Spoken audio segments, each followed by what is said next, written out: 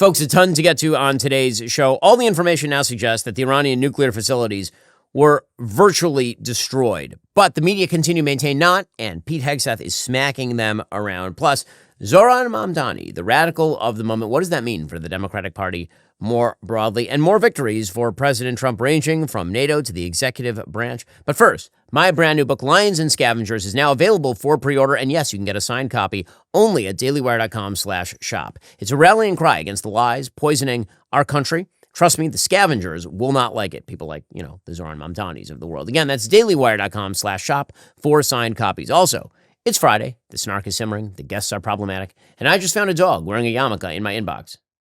Yes, I know. It's Ben After Dark, 7:30 p.m. Eastern, only on Daily Wire Plus. Tonight, I tried to explain Sabrina Carpenter's new album cover. Watch Michael Knowles F. Marry, Kill His Career, and discover why Jeff Bezos may owe the city of Venice a toaster oven. Plus, Sean Spicer recommends homework. I field questions from people who may be off their meds, and someone gets obliterated in this week's Ben Destroys. I'm on the road, which means Savvy's back in the studio alone. She's already changed the Wi-Fi password to Ben is mid. So join me and the ghost of Sabby for another episode of Ben After Dark tonight, 7:30 p.m. Eastern, exclusively for members only on Daily Wire Plus. Alrighty, so the media have been having a very, very difficult time just letting President Trump have the W. And yes, what President Trump did in Iran is one of the most historic W's of my lifetime. Again, just to recap, Israel launched an overwhelming aerial assault on the Iranian facilities, nuclear and missile-based. They were going after the ballistic missile development factories in Iran, their ballistic missile stockpiles, their missile launchers, as well as their nuclear facilities.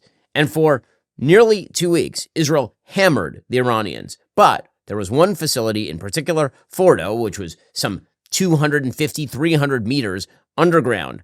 And Israel did not have the ordnance capable of actually penetrating that facility, Fordo. And so President Trump authorized a B-2 strike using 30,000-pound bombs on Fordo, and in his words, obliterated the site. Now, the media won't let that be the case. Because if it happens that President Trump used force to end the Iranian nuclear program and then declared the war over, then it is, in fact, a historic win. A win that we haven't seen in American foreign policy, really, in my lifetime. One strike, end of Iranian nuclear facilities, complete reshuffling of the deck in the Middle East with Israel as a regional powerhouse and Iran a supplicant, and no continuous war between Israel and Iran, no hot war continuing, with no American casualties, by the way. Like an amazing, amazing accomplishment. And the media just won't let President Trump have it. They won't.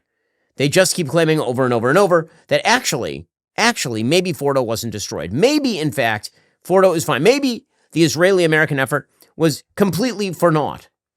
Now, they really have no basis upon which to say this other than the word of Ayatollah Khamenei, who has been tweeting that everything is hunky-dory from his bunker, presumably in Tehran. Quote, with all that commotion and all those claims, the Zionist regime was practically knocked out and crushed under the blows of the Islamic Republic. Okay, you have to be high in order to believe this. He was literally hiding in a bunker for the entirety of the war. His regime was so weak that the Israeli Air Force was flying continuous sorties, unhindered, over Iranian airspace with 0 casualties on the IAF side, 0, for 2 weeks. And yet he says that actually the Zionist regime, Israel, was practically knocked out and crushed. Also, quote, my congratulations on our dear Iran's victory over the U.S. regime. The U.S. regime entered the war directly because it felt that if it didn't, the Zionist regime would be completely destroyed. It entered the war in an effort to save that regime, but achieved nothing. That's not. So Iran won now is the claim that he is making. They did hold a victory parade in Tehran. Again, the Baghdad Bob aspect of the Middle East is always absurd to Westerners. But again, it's an honor culture, and loss of face is a massive problem in the Arab world and in the Muslim world more generally, because obviously Iran is not Arab, it's Shia Muslim. Ayatollah Khamenei trying to snatch victory from the jaws of defeat, at least in terms of public perception, does not mean that he was not in fact hammered and that the nuclear program is in fact intact. But Khamenei tweeted out, quote, the Islamic Republic delivered a heavy slap to the U.S.'s face. It attacked and inflicted damage on an Al-Udeid airbase, which is one of the key U.S. bases in the region. No, actually. You called and you whined and you begged the Qataris and the Americans to allow you to send a few missiles at Al-Udeid, none of which actually hit Al-Udeid. And President Trump has publicly said as much. Why am I telling you what Khamenei is saying? Because you're hearing it echoed by the media. You're hearing it echoed by the media. So this started a couple of days ago when the New York Times reported and CNN reported that there was a Defense Intelligence Agency estimate that Fordo had not been knocked out, not been obliterated, not even been severely damaged. Now, it turned out that that was a low confidence assessment by one of 18 intelligence agencies under the DIA. Doesn't matter. The media ran with it anyway. This became the top story in the media. And President Trump, rightly, was kind of ticked at all of this. President Trump was a little upset. Well, he should be upset because, of course, it's stupid. How do we know that it's stupid? According to the UN nuclear watchdog head, the Director General of the IAEA, there was, quote, no escaping significant physical damage after a U.S. strike on the Iranian facility. According to the IAEA, centrifuges at the Fordo uranium enrichment plant in Iran are no longer operational after the United States attacked the site with bunker-busting bombs, said Rafael Grossi, head of the UN nuclear watchdog. Grossi said that while evaluating the damage from the strikes using satellite images alone was difficult, given the power of the bombs dropped on Fordo and the technical characteristics of the plant, we already know these centrifuges are no longer operational. Centrifuges require a high degree of precision. They're vulnerable to intense vibration. He said, we can come to a fairly accurate technical conclusion. So, does that mean that the program has been entirely obliterated? Maybe not necessarily. It's certainly been delayed for many, many years. According, again, to the head of the IAEA, quote, the nuclear program has definitely suffered enormous damage. How much? Perhaps decades, depending on the type of activity or objective. It's true that with these reduced capacities, he added, it will be much more difficult for Iran to continue at the same pace as before. Now, again, it is not just the head of the IAEA who is saying that. Barak Ravid, who of course is no right-winger by any stretch of the imagination, reporter for Axios, and very often the sort of frontman for left-wing and isolationist agitprop coming out from various leak-driven parts of various administrations. He tweeted earlier today, quote, I told Jake Tapper, a senior Israeli intelligence official told me that other than the word obliterated, the reality regarding the results of the attack on Iran is much closer to where Trump says it is than to where the initial DIA report said it was. We'll get to more on the media completely screwing up this Iran story and pretty much everything else. First, let's talk about gut health. Probably something you should be thinking about, but you're ignoring. If you think post-meal bloating is just how your body works, you are wrong. Turns out you should not be suffering after you eat. Enter Peak's Pure Tea. Now, fermented tea might sound like health store nonsense, I get it, but producer Justin has been using this for a while. He can attest to the fact this stuff actually works. He starts his mornings with Black Pure for metabolism support and reaches for Green Pure after meals. It keeps him feeling light, not like he's swallowed a brick. It's smooth, earthy, doesn't taste like a garden hose. Here's the science. Pure is fermented. That means living probiotics, prebiotics, the good stuff your gut actually needs. It helps with digestion, metabolism, even skin health. Clinical studies back this up. This isn't snake oil, it's science. No wonder it's trusted by experts like Dr. Mark Hyman and Casey Means. And the quality? This is not gas station tea. Peak's Pure Tea is wild harvested from 250-year-old trees. No pesticides, no junk. It dissolves right in water, no bags, no steeping. Just drop it in and go. Right now, Peak is giving you 20% off for life, not once, for life, plus a free rechargeable frother and glass beaker with their Pure bundle, and it's backed by a 90-day money-back guarantee. Zero risk. Head on over to peaklife.com/Shapiro. Again, that's peaklife.com/Shapiro. Your gut and your taste buds will thank you. Also, when it comes to getting things done quickly, we've all learned not to expect perfection. Think about it. You don't pull up to that fast food drive-thru expecting to receive a gourmet meal in a paper bag. It's become almost a given that speed and quality exist on the opposite ends of the spectrum, forcing us to choose one or the other. Well, there is an exception to this unwritten rule. If you're hiring, you can find candidates fast who are also extremely qualified for your job. Just use ZipRecruiter. Right now, you can try ZipRecruiter for free at ziprecruiter.com/dailywire. ZipRecruiter's advanced resume database lets you proactively find and connect with qualified candidates in just minutes, so you won't be stuck waiting around. When you spot a standout candidate, you can unlock their contact information instantly and reach out right away. With 320,000 new resumes added every month, you'll have access to a constantly growing pool of potential hires, which means you can fill your open roles much faster. Here at Daily Wire, we're always looking for top talent. Having the great features ZipRecruiter offers would make hiring a breeze for any business owner, big or small. Experience, hiring speed, and quality with ZipRecruiter. 4 out of 5 employers who post on ZipRecruiter get a quality candidate within day one. And if you go to ZipRecruiter.com/dailywire right now, you can try it for free. Again, that's ZipRecruiter.com/dailywire. ZipRecruiter is the smartest way to hire. So again, the media overcovered this in a massive way. And of course it did, because have you ever seen a bunker buster in action? So the Pentagon released footage on Thursday showcasing how 30,000-pound heavy-duty bunker buster bombs work, like the one that was used against Iran's nuclear sites. The video shows a GBU-57 series MOP, which is exactly the kind of bomb that was dropped on Iran, crashing into a target and kicking up a massive plume of dust moments before a blinding inferno appears in a shaft during a test detonation. Here's what that video looks like. I'll describe it if you can't see it. You can see the B-2 drop the bomb, massive plume of dust, and then underneath, hundreds of feet, gigantic fireball, massive, enormous fireball emerging. Again, you can see here how the bomb actually works. It drops straight down, and then it digs. It digs its way into the soil for hundreds of feet before detonation. That's the massive dust cloud that you're seeing. And then here is the gigantic explosion you see on the other end. It penetrates all the way down into the tunnel. Massive explosion. How would that not have done serious damage to Fordo? How? They didn't drop one of them. We dropped 12 of them on Fordo. So I'm going to go no on that. So all of this came to a head yesterday when Secretary of Defense Pete Hegseth did a press conference talking about all of this. And he just went off on the fake news that's been targeting President Trump. Because you cheer against Trump so hard, it's like in your DNA and in your blood to cheer against Trump. Because you want him not to be successful so bad, you have to cheer against the efficacy of these strikes. You have to hope maybe they weren't effective. Maybe the way the Trump administration has represented them isn't true. So let's take half-truths, spun information, leaked information, and then spin it. Spin it in every way we can to try to cause doubt and manipulate the public mind over whether or not our brave pilots were successful. This was an historically successful attack, and we should celebrate it as Americans, and it gives us a chance to have peace, chance to have a deal, and an opportunity to prevent a nuclear Iran, which is something President Trump talked about for 20 years. Hey, he is right about every aspect of that. Hegseth wasn't done. He called on Jennifer Griffin of Fox News, who'd been one of the people who reported this particular DIA assessment. Here he was.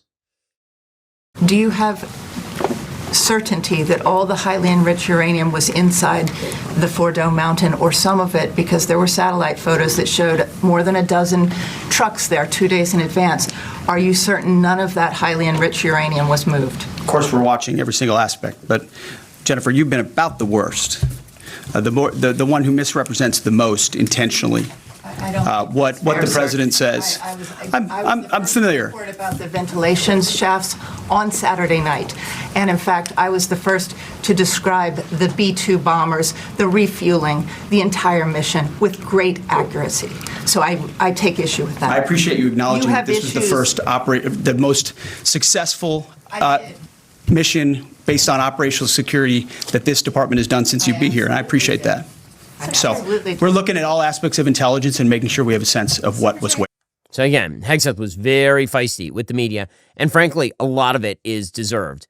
Some of the questions he was asked are absolutely ridiculous. He was asked by a reporter about the fact that he had suggested that it was brave boys who flew the plane when one of the people in the plane was a woman. And he's just like, are you kidding me now? This is what we're talking about? We're talking about like the DEI aspect of piloting? And here, I don't mean that the woman who was on the plane was somehow a DEI appointee. She wasn't. But like the main concern here is the diversity quotient of the pilots. And if he uses the word boys, that's the way that I use the word guys. When I say guys, I don't just mean males. I mean humans, human beings. Here we go. Why not acknowledge the female pilots that also participated in this mission? The early messages that you sent out only congratulated the boys. So when I say something like our boys and bombers, see, this is the kind of thing the press does, right? Of course, the chairman mentioned a female bomber pilot. That's fantastic. She's fantastic. She's a hero. I want more female bomber pilots. I hope the men and women of our country sign up to do such brave and audacious things. But when you spin it as, because I say our boys and bombers as a common phrase, I'll keep saying things like that, whether they're men or women. Very proud of that female pilot, just like I'm very proud of those male pilots. And I don't care if it's a male or a female in that cockpit, and the American people don't care. But it's the obsession with race and gender in this department that's changed priorities. We don't do that anymore. We don't play your little games. Okay, you can see how deeply, deeply annoyed Hegseth is and the entire administration for having to somehow explain that when you drop 12 bunker busters on an Iranian nuclear site and destroy their nuclear facilities, or at least render them completely inoperable, and then the media lie about it and seek any speck of information to discredit that is deeply annoying. And it should be deeply annoying because our media are just trash. I'm sorry, they really are. Let me give you an example. So CNN's Clarissa Ward, she was appearing with Stephen Colbert, and she says that the Iranians view nuclear weaponry as essential for their self-defense. Okay, to believe this, you have to be a total idiot. They believe it's necessary for their self-defense, the nuclear. In what way? As a deterrent to what? As a deterrent to what? They've been in power since 1979, the Ayatollahs. They view it as necessary to their self-defense from whom, precisely? Saudi Arabia is going to invade them? Israel is going to give a crap about Iran so long as they're not threatened by Iran and its proxies? What absolute hogwash. There are a lot of Iranians who support the current regime, who feel outraged by what Israel has done, and who view their nuclear program as being absolutely existentially essential for their self-defense. And so it's important to try to sit with the complexity of many differing viewpoints. What in the world? This sort of propagandistic nonsense. The Iranians, they just see it as it's all self-defense, don't you? So probably should just let them go nuclear.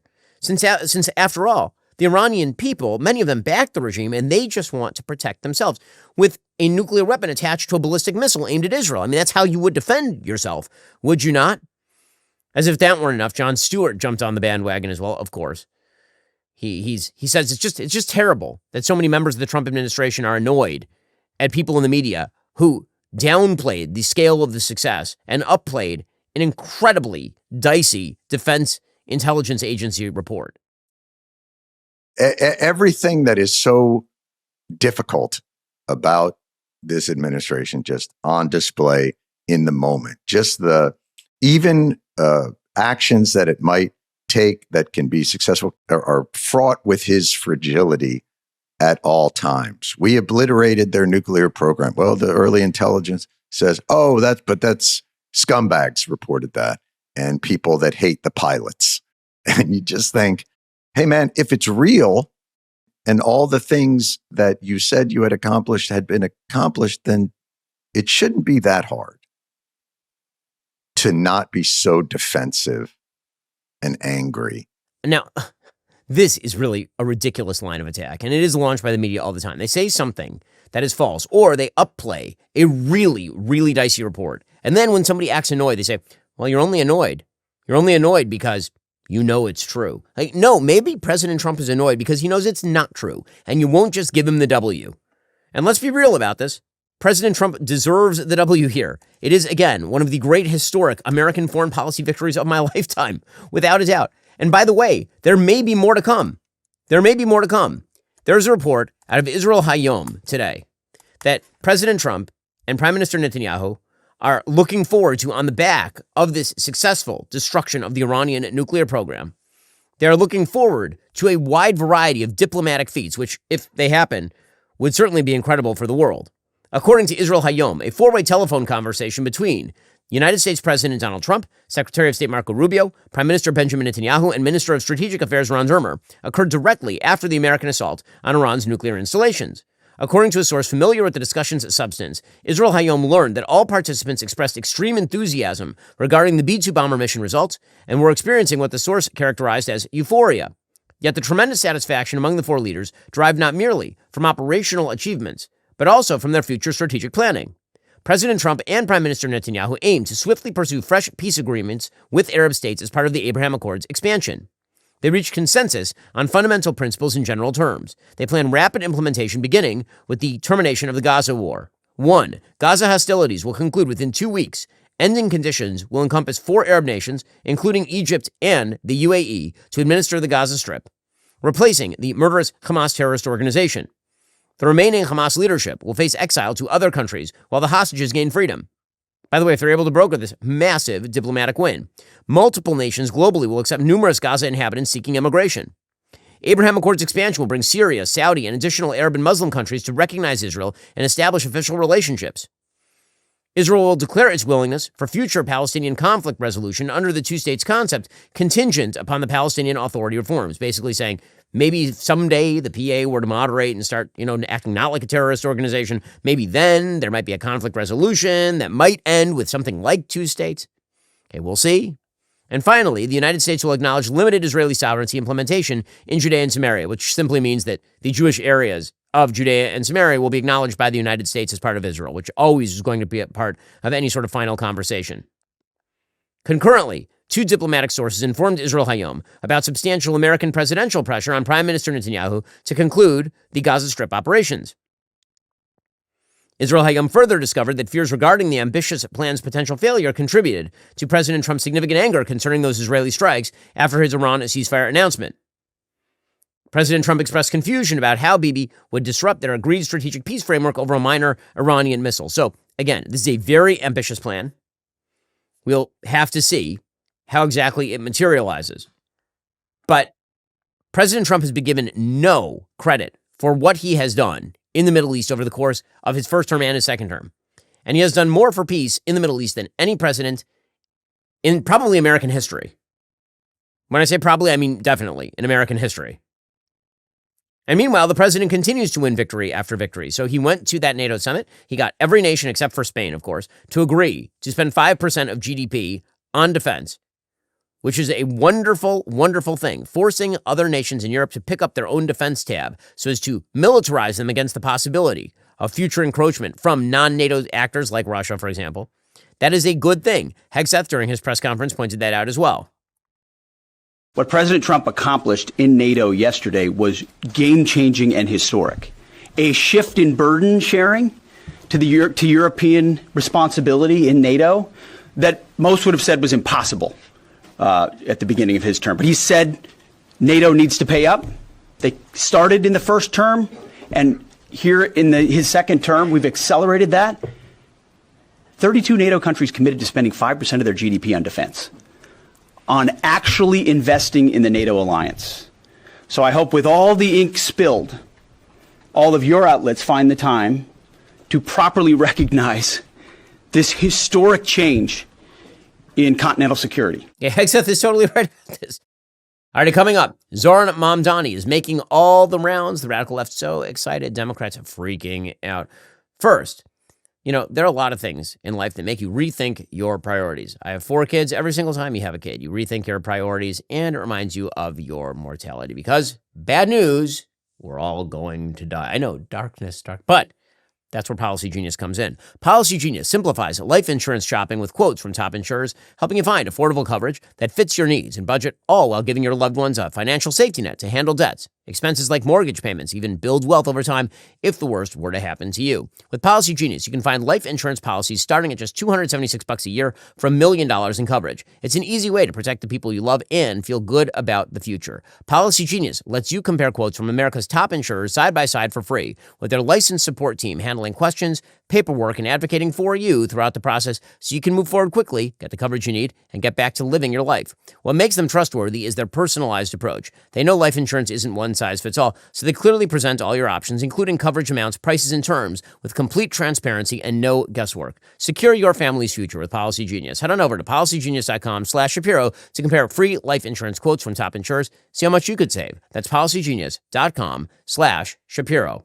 Also, Made in America means something to our country's private equity investors. When you invest $700 billion annually in American companies and the 13 million workers and families they support, you're investing in the success of Main Street. Over the last 8 years alone, America's private equity investors have contributed $5 trillion to the American economy. That's money powering growth in manufacturing, tech, energy, and innovation. From strengthening supply chains to helping America lead in artificial intelligence, that kind of investment shapes our future. And it starts with private equity backing American ambition. Because investing in our people, our businesses, our communities isn't just good for the economy. It's good for the country. Learn more about how private equity keeps American small businesses growing and thriving at investmentcouncil.org. Paid for by the American Investment Council. By the way, again, at NATO, President Trump, as I have said, he lives in the world of reality. President Trump acknowledged at NATO that he met with Zelensky and that actually Putin might be the problem. Here's President Trump just a couple of days ago. What I took from the meeting couldn't have been nicer, actually, but I took from the meeting that he'd like to see it end. I think it's a great time to end it. I'm going to speak to Vladimir Putin, see if we can get it ended. I consider him a person that's, I think, been misguided. I'm very surprised, actually. I thought we would have had that settled easy. I've settled 4 of them in the meantime. But he did call up, and he said, he's close to Iran. He'd like to help us get a settlement. I said, no, you help me get a settlement with Russia. Okay, so, again, that is President Trump living in reality, saying that Putin might not actually be who he thought he was. All right, this is all good. And by the way, it's all popular. President Trump's new approval poll on the Israel-Iran issue from Insider Advantage out yesterday. Approve, 60%. Disapprove, 36%. Those are numbers you do not see with regard to President Trump's policy, except on maybe closing the border. That's it. And yet somehow the media can't buy in. And of course they can't buy in. Because if they ever bought in, they would have to acknowledge that they have been lying about the President of the United States for a full decade at this point. By the way, worth noting here, going back to the Middle East for a moment, President Trump, who obviously is working hand in glove with the Israeli Prime Minister right now, and presumably with Mohammed bin Salman over in Saudi Arabia, as well as the leadership of UAE and Bahrain and the other Abraham Accord countries.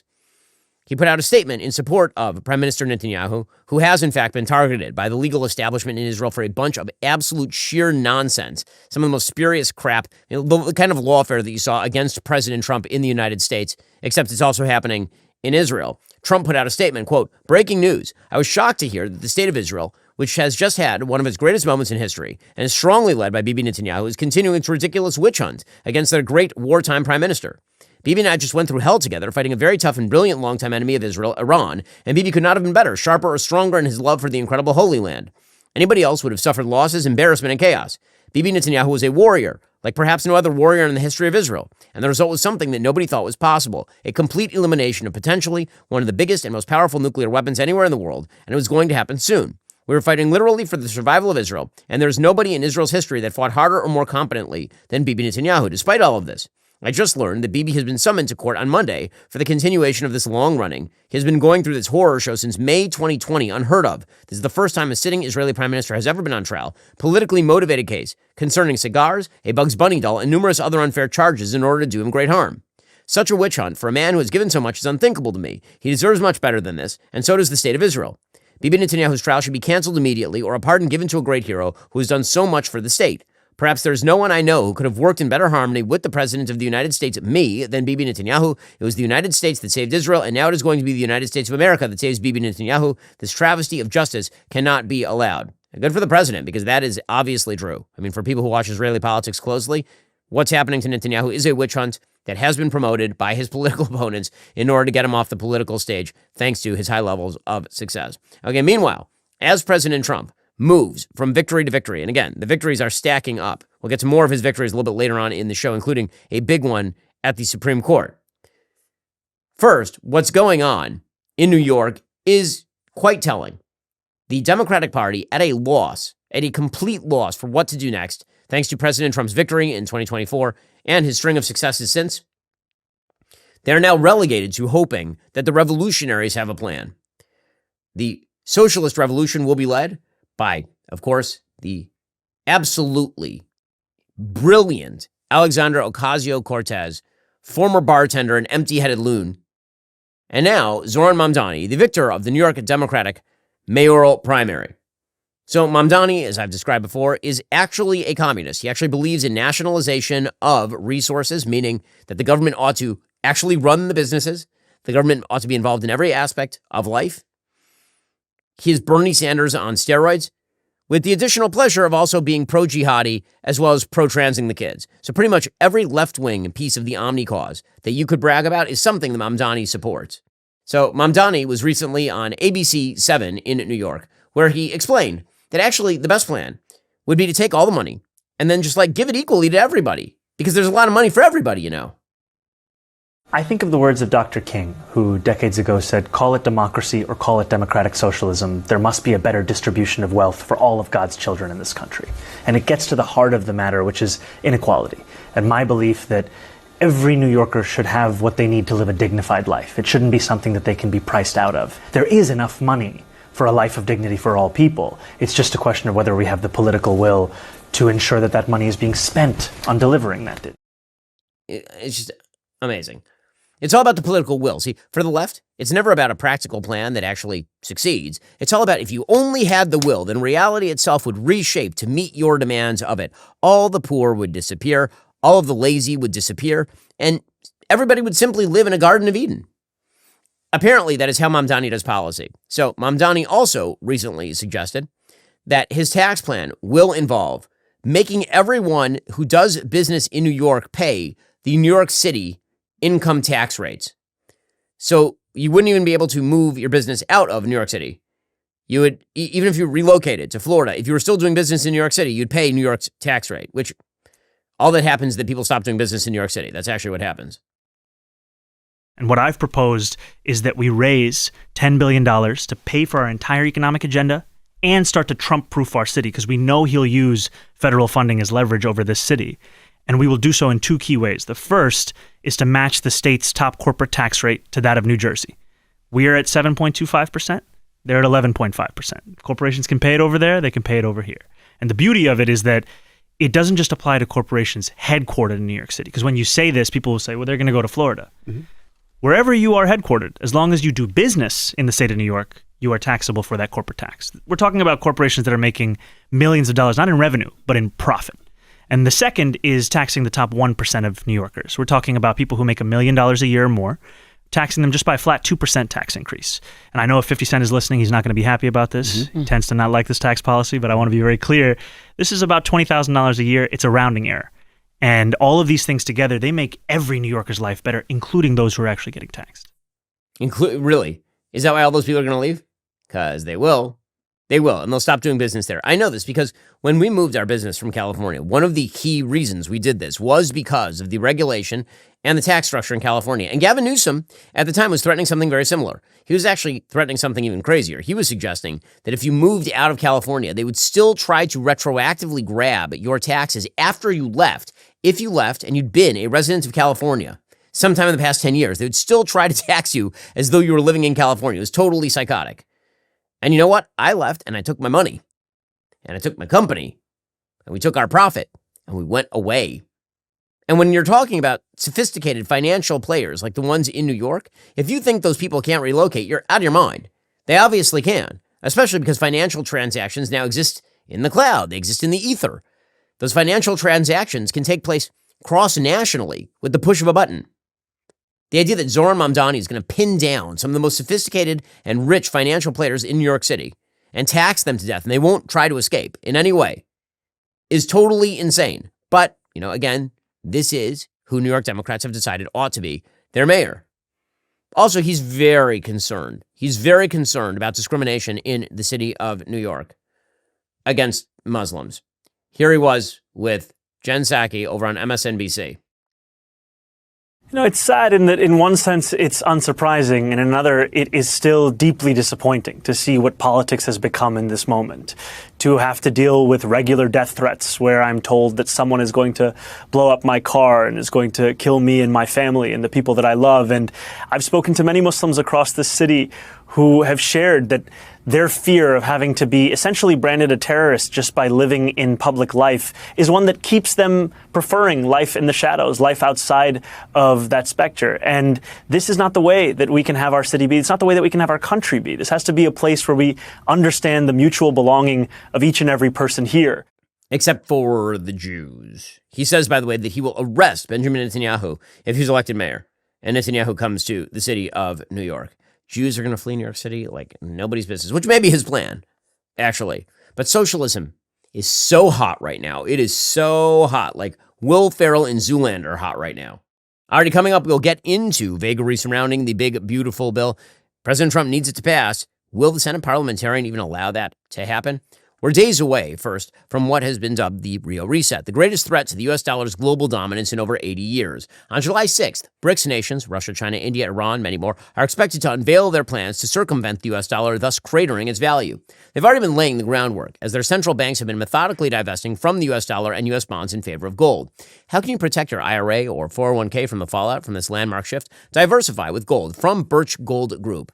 Historically, gold has been a safe haven in times of high uncertainty. That would be like, right now. I recently bought myself a bunch more gold because, things are kind of uncertain out there. Get a free info kit on tax-sheltered gold IRAs by texting the word Ben to 989898. They make it really, really easy. July 6th marks a monumental shift happening among nations that control 1/3 of the world's GDP. Arm yourself the way I did with information to diversify your retirement savings. Text Ben to the number 989898. Claim your free info kit from Birch Gold. Go check them out right now. Text Ben to the number 989898. Claim your free info kit from Birch Gold today. Also, it's funny, when we started Daily Wire, we thought the hard part would be creating the awesome content. Turns out, dealing with all the behind-the-scenes stuff, the hiring, HR policies, employee issues, that's the stuff that really eats up your time. And I know we're not alone. When you're a business owner, every second of your time is incredibly valuable. So don't waste your energy and risk losing money dealing with time-sucking payroll issues, office politics, HR infractions. Focus on the stuff that matters most, running your business with help from Bambee.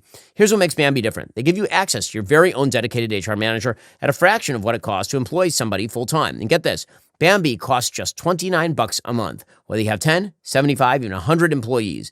If we had Bambee when we were first building the team, it would have saved me countless hours and headaches. Instead of getting bogged down with paperwork and compliance, we could have focused on growing the show, connecting with the audience better. With Bambee's HR Autopilot, you'll never have to waste your valuable time getting into the weeds of HR policies, onboarding, or terminations. Plus, Bambee is month-to-month, no hidden fees, and you can cancel anytime. Right now, get 1 month of Bambee for just $1. Go to Bambee.com, type in Ben Shapiro under podcast to schedule your first call with an HR manager right now. That's 1 month of Bambee for just $1 at BAMBEE.com. Type in Ben Shapiro under podcast and schedule your first call with an HR manager right now. So where's all the socialism coming from? It is, in fact, as we've been talking about, the triumph of Bernie Sandersism in the Democratic Party. And Sanders is high on his own supply. He is just over the moon about all this. Finally, at long last, at the end of his long chain of uselessness, Bernie Sanders reigns triumphant over the Democratic Party. Here he was, praising Zohran Mamdani. No, Chris, would not compare it to Obama or to Clinton. What Zohran understood is that in order to win, you got to be more than charismatic, and he is. You got to be more than smart, which he is. You got to build a strong grassroots movement around a progressive agenda. He had thousands and thousands of people knocking on doors because they were excited about his message. Okay, so, again, what did he have? Well, he was very progressive, says Bernie Sanders. In fact, Bernie is running against the Democratic Party. Here he was telling Chris Hayes that this is an insurgency against the top levels of the Democratic Party. Look, what is the Democratic Party today, Chris? It is, I don't think people can argue with us. It is funded by very wealthy people. It is run by inside the Beltway consultants who really have very little clue about what's going on in the real world. And that is why I think, sadly, Kamala Harris lost an election that she should have won. Okay, so, again, his claim is that if the Democratic Party goes further and further to the left, they will be more and more successful. That is his claim. And that is the claim of many inside the top levels of the radical wing of the Democratic Party. Mara Gay, she was out there explaining that actually Zohran Mamdani is unbelievable. She's a member of the New York Times editorial board, saying he had an unbelievably appealing message to voters. Sure, that message was, I will just give you free ice cream, like every other person who's ever run for third grade class president. But it was so appealing. First of all, Assemblyman Mamdani did something that Democrats in Washington and across the country have struggled to do of late, which is he simply was clear about where he stands, what he believes, and what he's willing to fight for. And it was also a really positive vision. So rather than just bashing Donald Trump, or in this case, his mayoral opponent, Andrew Cuomo, he actually talked about the kind of city and the kind of community that he wanted to see. And that was appealing. It was attractive to voters. So, yeah, so appealing, so attractive. Tim Walz's daughter is also one of the people who's out there paying homage. The younger generation, these are the people we need to listen to. What happened yesterday in New York City happened because progressive policies are popular.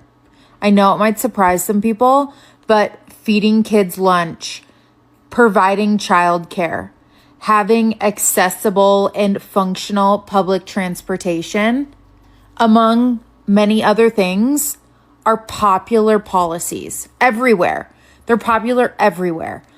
And they're common sense, right? Like when you think about this country, you think about it's a great place to grow up and raise a family and like build your life, or at least that's how it should be. And with that comes feeding kids lunch, allowing people to get to and from work in like a timely, efficient, affordable manner, providing people childcare while they go to work, right? All of that is common sense and it's popular. And I've said this since the beginning, it's all messaging. It's all messaging, guys. If you just message socialism in the right way, it'll be great.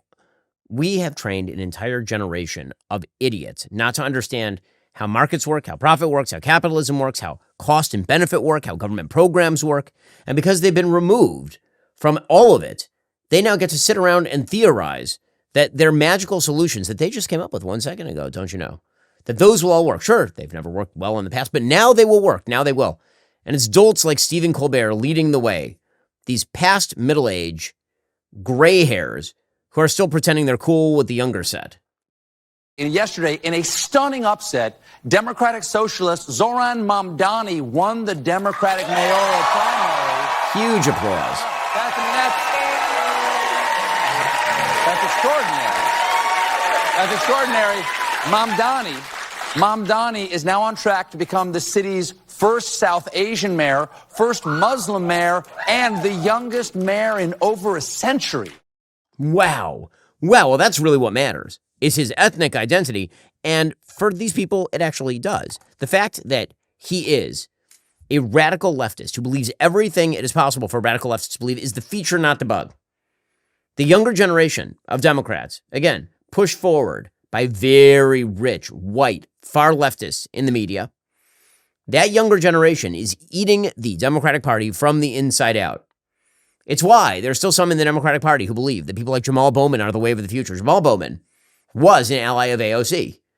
He was ousted, of course, in a Democratic primary, largely because Jews showed up to vote against him because he's a rabid anti-Semite. But here he is on CNN. And this person, I promise you, he'll run for Congress again, Jamal Bowman. And given the trajectory in New York, he could win again. Given the trajectory of the left, he could be back in Congress. Why not? Here he was on CNN saying that the reason black people have higher rates of obesity is because of the N-word. Your colleagues in the Republican Party do not hold each other accountable when it comes to the racism that comes from the party on a consistent basis. Congressman, I mean, where are you on You can't be calm about this. I'm a black man in America. The reason why heart disease... I'm white, I can't comment Listen on to what I'm saying. The reason why heart disease and cancer and obesity and diabetes are bigger in the black community is because of the stress we carry from having to deal with being called the N-word directly or indirectly every day. If your colleagues would listen and try to learn and engage and grow and stop being so hateful, we could have a better country. So again, obesity, cancer, heart disease, all because of the N-word. I'm going to need some stats to back that up, like some causative stats to back that up, that it's racism, people calling people the N-word, which is happening less now than it did in, say, the 1960s. But the rates of obesity were lower in the 1960s than they are now. I'm going to need like a connect there from Jamal. But you know who wouldn't? Zohran Mamdani. He would understand that right away. He would understand the suffering. He'd do this faux sincerity routine. He's so sincere. He's so enthusiastic. Zohran Mamdani. We're supposed to believe that he look at the enthusiasm from this 33-year-old whippersnapper and he's speaking like this because he knows how you feel on the inside. If this is the thing that Democrats are looking for, man, good luck to them. Good luck to them. And again, it's not just, I don't want to pick on Mamdani alone. I'd like to pick on this entire wing of the Democratic Party. Jasmine Crockett, who's now the hot new thing, right? Even fresher and even facer than AOC. Here she was saying she's going to take pride in calling people xenophobic because hell yes, this is what the times require. Yes, we will say people are xenophobic because when you start to decide that just because somebody came from another country, they are automatically some kind of criminal, that does sound kind of xenophobic to me because you are using a paintbrush to paint an entire group of people where the vast majority of them are coming here because they are actually seeking a better life. Okay, so if you're in favor of borders now, then you hate everyone who's from a foreign country or something. This is what the radical Democrats are standing for. It's Bernie Sanders with a smattering of ethnic diversity. And they hope this will be enough to get them over the finish line. Now, normie Democrats are looking at this and going, oh no, because they're looking at this and saying you are fringing yourself out to the kinds of people who are capable of winning a New York mayoral Democratic primary, but who will get clobbered in a national election. The Washington Post editorial board put out a full editorial titled, Zohran Mamdani's victory is bad for New York and the Democratic Party. Quote, adept at social media and voter mobilization, Mamdani claimed the most first pick votes in the New York Democratic mayoral primary as the leading alternative to Andrew Cuomo. And by the way, we should point out here that Andrew Cuomo is a terrible candidate. That the original strategy for Andrew Cuomo running for mayor of New York is that Eric Adams would also be in the Democratic primary. Cuomo would run against Adams. Everyone would run against Adams, and then Cuomo would win as a sort of default. And then Adams was smart enough to avoid the Democratic primary, and then all the fire turned on Andrew Cuomo, including from Mamdani. It also happens to be the case that Andrew Cuomo is a disgraced former governor of the state, and that Mamdani basically just ran directly at him. Now, that's not to alleviate the radicalism of the Democratic Party base in New York, which has been growing more and more radical every single moment. But as the Washington Post says, a man who believes that capitalism is theft is in line to lead the country's biggest city and the world financial capital. His signature ideas are city-owned grocery stores, no bus fares, freezing rent on 1 million regulated apartments, and increasing the minimum wage to $30. The trade-offs would hurt the people they are supposed to help. Mamdani previously called for defunding and dismantling the police, and even though he's toned that down, he still opposes hiring more officers. The candidate acknowledges at least one trade-off, even higher taxes in a city where they are already hefty. He wants to impose a 2% annual wealth tax on the richest 1% of New Yorkers. Again, that is the proposal we're talking about before, not 2% of additional income tax, 2% wealth tax, which, as we've discussed on the program, is crazy town. So wealth tax taxes people for unrealized capital gains, among other things, which is just wild. He also wants to increase the state's corporate tax rate from 7.25% to 11.5%.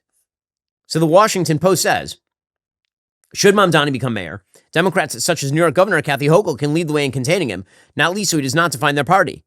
Gubernatorial nominees in Virginia and New Jersey, Abigail Spanberger and Mickey Sherrill, respectively, would be much better representatives of a Democratic brand that still needs to buff out the rough edges of its left wing. But, it's that last phrase there, buff out the rough edges of the left wing. That's the problem. It's not about buffing out the rough edges. These are revolutionaries who want to eat you. It is not about how they have rough edges, and you can somehow make Mamdani presentable to the public. Mamdani is presentable to the radical wing of your party. All the stuff that you guys are a little uncomfortable about, all that stuff is a feature of his candidacy, not a bug. He had every opportunity to walk back his perspective that globalizing the intifada was a worthy goal. And yet he continues to talk about globalizing the intifada. It's a feature, not a bug. So again, this battle is breaking out into the open now. Abigail Spanberger, who is the gubernatorial nominee for the Democrats in Virginia, which is a purple state at this point, she was asked about Mamdani and she dodged. So, Congressman, you mentioned affordability as being top of the list there of concerns your constituents have. The same could be said for New York City and the mayor's race we just saw there with a real progressive, a socialist, capturing the party's nomination.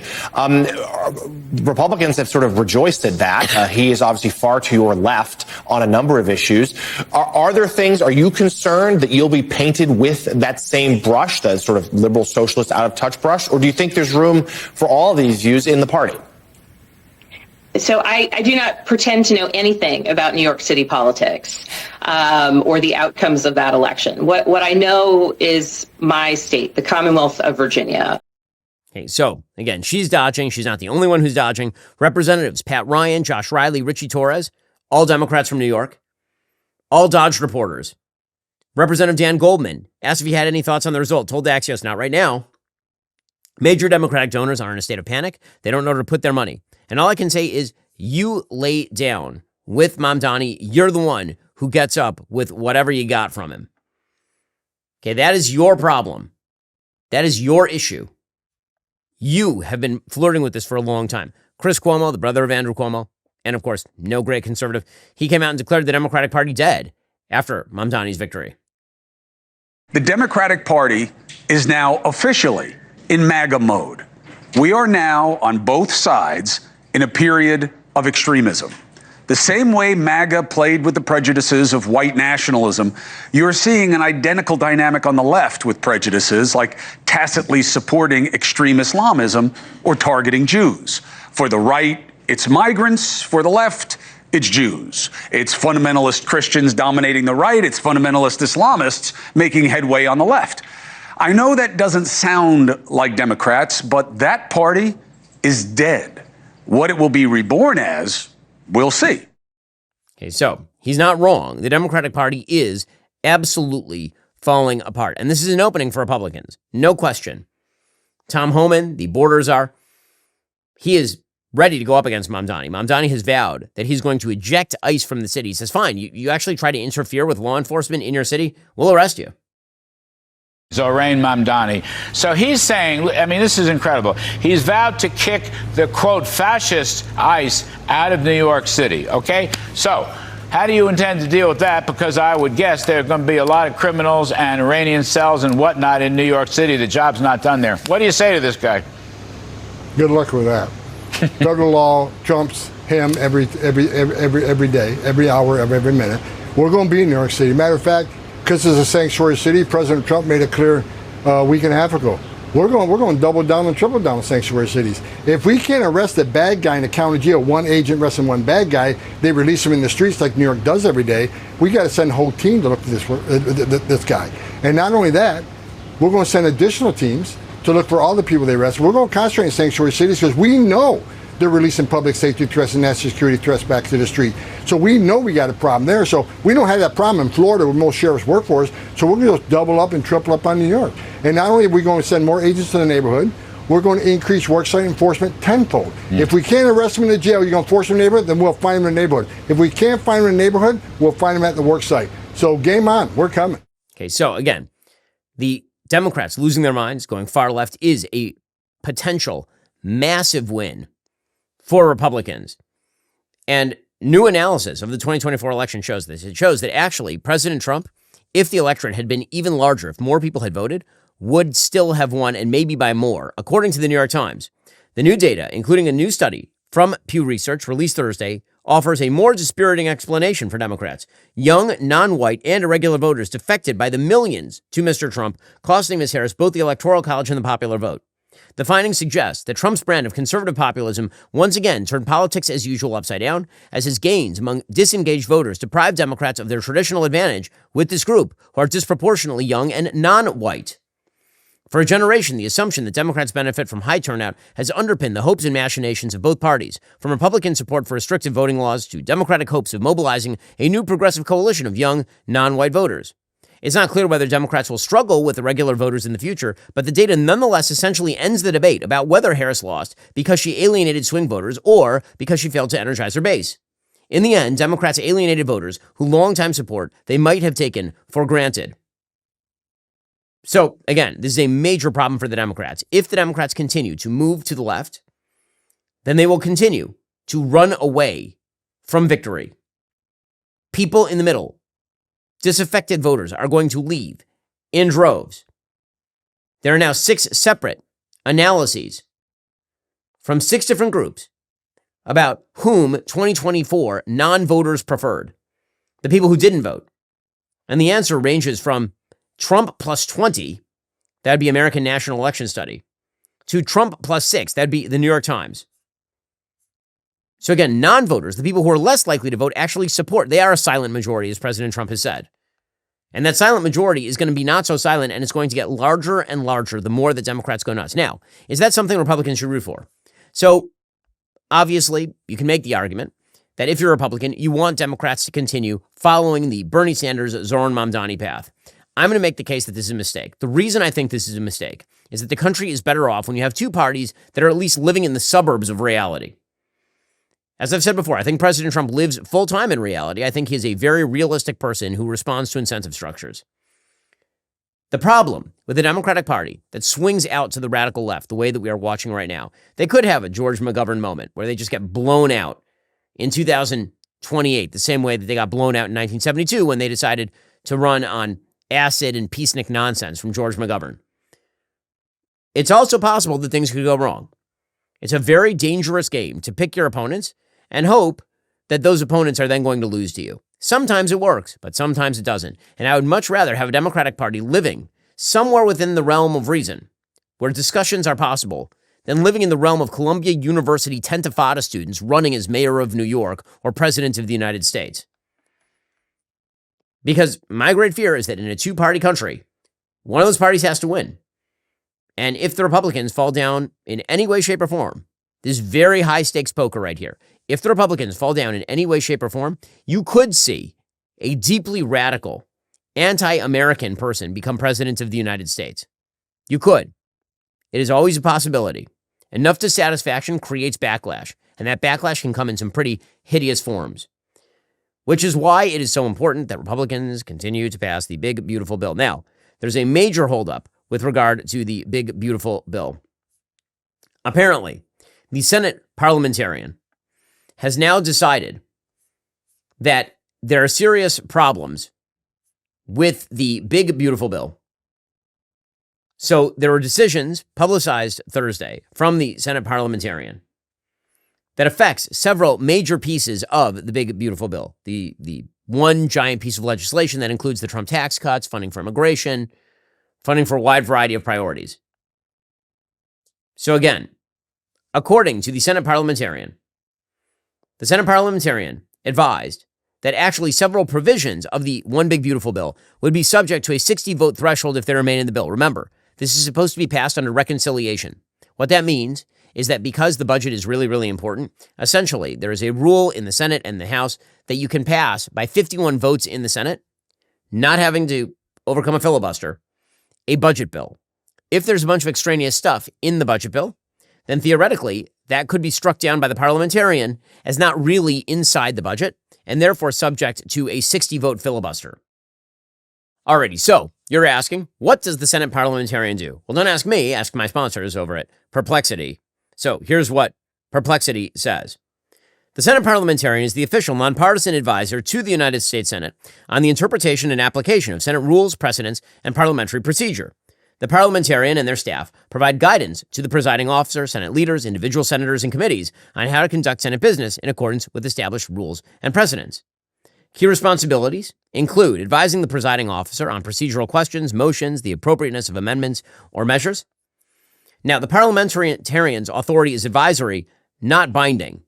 The presiding officer of the Senate, usually a senator or the vice president, formally makes procedural rulings, and the Senate can, in fact, overrule the parliamentarian's advice. So how does that work? Well, the presiding officer, in this case the vice president or the Senate majority leader, can choose to ignore the rule by the Senate parliamentarian. If that happens, then any Democrat can get up and challenge the ruling by raising a point of order. And then the full Senate votes on the point of order. A 51-vote majority can uphold or overturn the presiding officer's ruling, effectively overturning the parliamentarian's recommendation. Now, this only happened quite rarely. It happened in 1975. It happened again in 2013 and 2017 when the Senate changed filibuster rules for nominations. That, of course, is when Democrats did this for judicial nominees to their great detriment, as it turned out. So the question is, what is the parliamentarian doing? According to the New York Times, Elizabeth McDonough, the parliamentarian who enforces the chamber's rules, said several of the measures in the big, beautiful bill that would provide hundreds of billions of dollars in savings could not be included in the legislation in their current form. So remember, reconciliation bills also have to be budget neutral. They're not supposed to be adding to the deficit. One of the ways that Republicans were going to get around this is through a series of procedural loopholes that allow them to sunset certain provisions and not sunset other provisions, and also some cuts to Medicaid, for example, future spending of Medicaid. And those cuts would come in the form of work requirements. And she says, well, that actually is not going to count as a cut, meaning that the big, beautiful bill will then no longer be budget neutral, which would actually basically kill the bill. According to McDonough, those measures include one that would crack down on strategies many states have developed to obtain more federal Medicaid funds, and another that would limit repayment options for student loan borrowers. The decision's dealt a blow to Senate Republicans as they attempt to pass the behemoth legislation by President Trump's deadline, which is July 4th, is when he wants to get this done by, the end of next week. Party leaders had hoped to begin voting on the bill this weekend in order to allow time for the House to pass it early next week, clearing it for the president's signature. So she's rejected a bunch of provisions, has McDonough. Now, again, Republicans don't necessarily have to listen to her. They could theoretically use what's called the nuclear option here. It appears that that is not what John Thune, the Senate Majority Leader, wants to do. So he put out a statement suggesting that it would not be a good option for getting a bill done to overrule her. President Trump, of course, is upset. Senator Tommy Tuberville of Alabama said the woke Senate parliamentarian who was appointed by Harry Reid and advised Al Gore just struck down a provision banning illegals from stealing Medicaid from American citizens. This is a perfect example of why Americans hate the swamp. Now, again, McDonough was, in fact, appointed originally by Harry Reid. There's no reason she should have continued to serve under Republican administrations or with a Republican majority. This throws a wrench into the goals here for Senate Republicans. However, is this going to be the final holdup? Absolutely not. Republicans understand this thing has to get passed. They're going to have to work around this. Senator Thune is a professional at this. I would assume he's going to have to come up with some new proposals, new cuts, new changes to the bill that will allow it to pass the muster of the parliamentarian. So again, the idea that it's going to die, I find that hard to believe, considering what a major issue it is for President Trump and also how important it is for the Senate of the United States. And that's particularly true because, again, the biggest thing for President Trump is keeping the economy booming. It needs to continue booming. And there are a lot of headwinds. I mean, the tariff war is a headwind. President Trump fighting with Jerome Powell is a headwind. According to the Wall Street Journal, in recent weeks, the president has toyed with the idea of selecting and announcing Powell's replacement by September or October, maybe even by this summer. Apparently, he's considering former Fed Governor Kevin Warsh and also National Economic Council Director Kevin Hassett. Some people are saying Treasury Secretary Scott Bessent might be up for the job.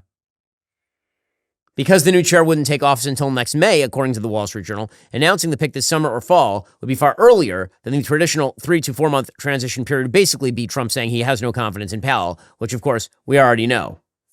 However, this sort of fighting is probably not good for the price of the dollar. The dollar has been weakening steadily. That is not something that the president needs in the wake of the tariff war itself. Now, meanwhile, the Republicans do continue to win victories at the executive level. So you'll see whether they get that victory at the legislative level, at the executive level. President Trump's cabinet secretaries continue to do an excellent job. Secretary of Education Linda McMahon came out this week and said that the Department of Education has found California in violation of Title IX for saying that boys can play sports against girls. Well, I can announce, today, Ainsley, that the Department of Education has found that the state of California, the Department of Education, and their interscholastic sports federation is in violation of Title IX. We are giving them 10 days to remedy that situation. We have remedy for them, but if they do not comply within 10 days, then we will refer this to the Department of Justice. Okay, so again, that is the right move. The executive branch continues to try to clean itself out. U.S. Energy Secretary Chris Wright is doing the same. He's trying to make it easier to drill. He's trying to make it easier to solidify the power grid, bring down the price of electricity, which is really important if we're going to win the AI war against China. Here he was talking about Joe Biden's terrible energy policy. During the Biden administration, for 4 years, we were on a course, almost no growth in electricity production, 25% price rises, which made Americans angry, helped elect President Trump. But we were on a course that was a train wreck. We would continue to see rapid rises in electricity in the next few years, and we would lose the AI race because you wouldn't be able to bring the extra juice you need to build all those data centers here in the country. Thank God President Trump was elected. So we're doing everything possible now to sweep out the nonsense, but a lot of nonsense was in there. For example, in my department, we've issued 4 emergency orders just in the last few weeks to stop the closure of reliable plants so we can keep the lights on and stop pushing up electricity prices.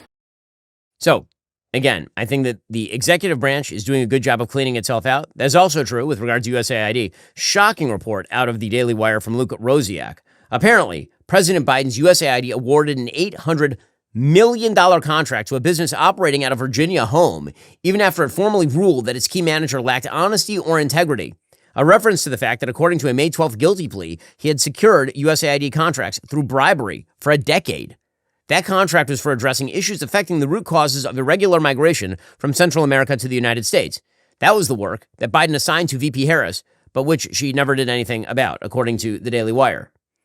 The Department of Justice announced on Friday that Walter Barnes III, the founder of government contractor Vistent, previously known as PM Consulting Group, or PMCG, and Roderick Watson, a USAID contracting official, pled guilty to a bribery scheme in which Barnes and 2 others conspired to pay Watson $1 million in exchange for $544 million in contracts. What has not yet been reported is that the Biden administration continued to steer contracts to this company even after it knew of the massive corruption. The migration contract, even larger than the $544 million in the indictment, and others that are still active. This is insane, obviously. This is the kind of thing that President Trump is seeking to kill. All of that's going to be popular. Shutting the border is going to be popular. His Middle East work is going to be popular, and the left continues to pursue radical leftist causes. The economy must hold up. It must. If the economy collapses, it is a disaster area opening the door to a far worse disaster in the form of radical Democrats taking power. That is why the Senate needs to pass that big, beautiful bill as soon as humanly possible. We need to come to a conclusion in this trade war, particularly with our allies, while still attempting to box in China. There's a lot to do and not a lot of time to do it. Alrighty, coming up, we'll talk about a big win for the right at the Supreme Court again. Remember all the people who are saying Amy Coney Barrett is bad and all that? No, that's not how that works. Remember, in order to watch, you have to be a member. If you're not a member, become a member. Use code Shapiro at checkout for 2 months free on all annual plans. Click that link in the description and join us.